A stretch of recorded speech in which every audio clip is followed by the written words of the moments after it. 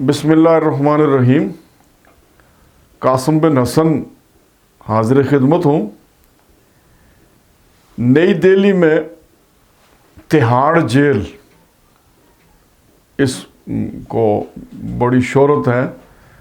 तो कश्मीर के हवाले से या कश्मीर के तनाज़र में जब हम बात करते हैं तो हमारे दो बड़े नाम, दो बड़े हमारे माजी के हीरो इस जेल में दफन हैं। उनमें एक मकबूल भट्ट हैं और दूसरे अफजल गुरु हैं।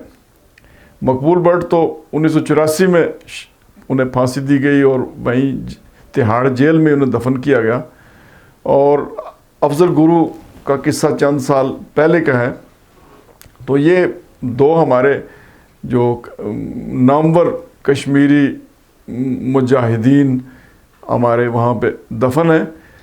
और आज जो तिहाड़ जेल का ज़िक्र मैं इसलिए कर रहा हूँ कि मेरे पास एक किताब मेरे हाथ लगी है। मैंने एक और प्रोग्राम में आपसे कहा था कि हर इतवार को जो बड़े बड़े बाज़ार होते हैं, मसलन रावलपिंडी इस्लामाबाद में जो पिंडी का जो बड़ा बाज़ार है सदर, तो इसमें इतवार के दिन फुटपाथ पे किताबें मिलती हैं और बाज़ औक़ात बड़ी नायाब किताबें आपको मिल जाती हैं। तो गुज़श्ता इतवार को मैं भी, बल्कि इस इतवार से पिछले इतवार में मैं वही किताबें तलाश कर रहा था, तो मेरे हाथ ये किताब लगी है, कैदी नंबर 100।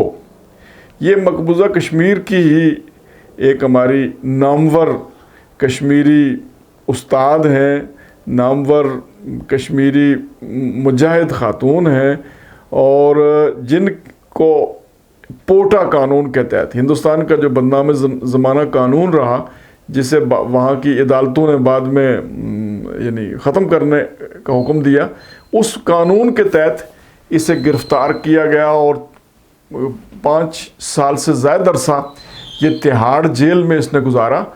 तो उस जेल में जो इसका अरसा है, उस पर मुहित उसने अपनी खुद नविश्त ये लिखी है, कैदी नंबर 100।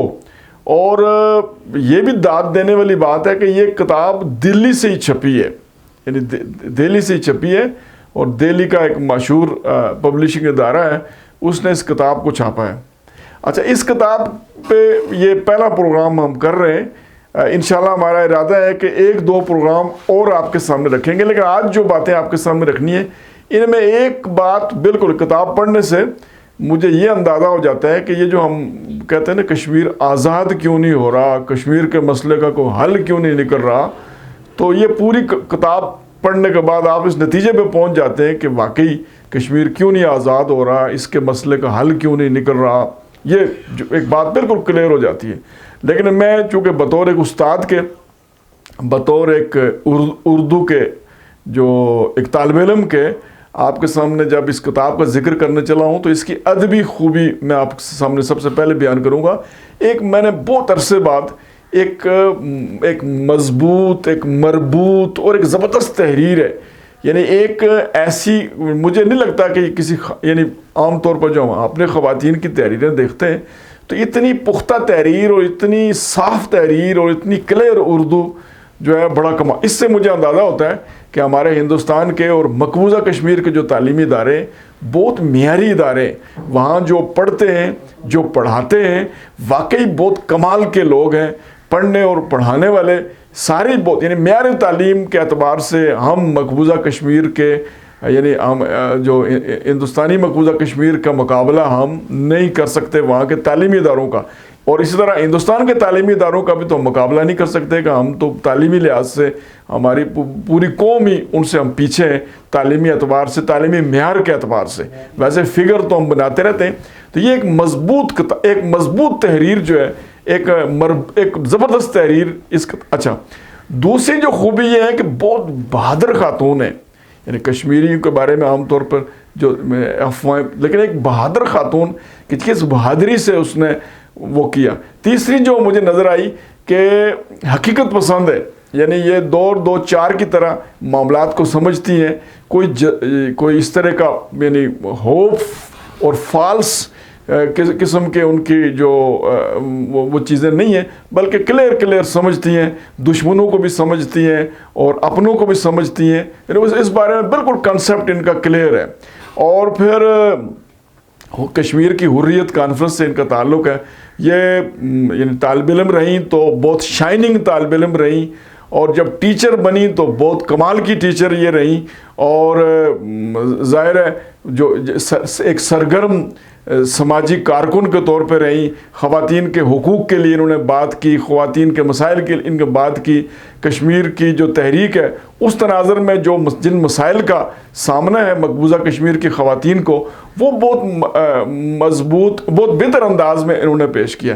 میرا جو مطالعہ کشمیر کے بارے میں اس لحاظ سے بھی ہے کہ میرا جو پی ایچ ڈی کا ٹاپک ہے، پی ایچ ڈی کا جو میرا تھیسس ہے وہ کشمیر سے متعلق ہی ہے، اور کشمیر سے متعلق ہونے کے ناطے جب یہ جو میں نے جامعہ کراچی میں کی شعبہ اردو سے میں نے یہ پی ایچ ڈی کا اپنا مقالہ میں نے ان کے وہاں کے اساتذہ کی نگرانی میں لکھا تھا، تو جو کشمیر کے حوالے سے تھا، تو کشمیر کا جب حوالہ ہو تو پھر کشمیر کے مظالم کا حوالہ بھی آتا ہے، بھارتی جو سرگرمیاں ہیں بھارت کے وہاں جو جس طرح کا اس کا حوالہ بھی آتا ہے۔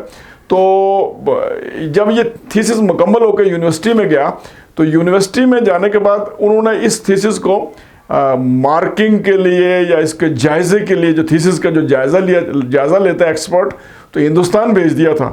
تو جب ہندوستان بھیجا تو میں نے اپنی گائیڈ سے کہا کہ میرا کام تمام ہو گیا۔ انہوں نے کہا کیا مطلب تیرے کام تمام ہونے کا؟ میں نے کہا تھیسس کشمیر پہ ہے اور بھارت کے مظالم کا اس میں ذکر ہے، تو آپ نے اس کو جائزے کے لیے بھیج بھی بھارت کے پاس، بھارت کے ہی اساتذہ کے پاس بھیج دیا۔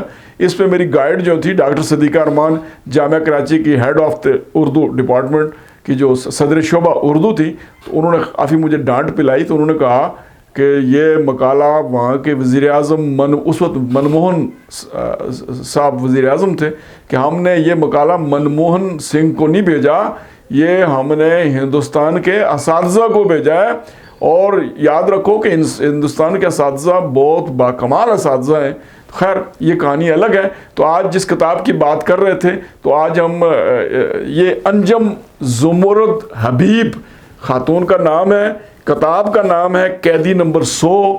یہ ان کا اپنا نمبر تھا قید میں، جب ان کو قید میں رکھا گیا۔ تو یہ کتاب آپ بھی تلاش کریں، میں نے تلاش کی ہے۔ اس میں کیا تحریریں ہیں، اس پہ انشاءاللہ دوسرے پروگرام میں آپ سے بات کروں گا۔ آج ہم یہیں آپ سے اجازت لیتے ہیں۔ پاکستان زندہ باد۔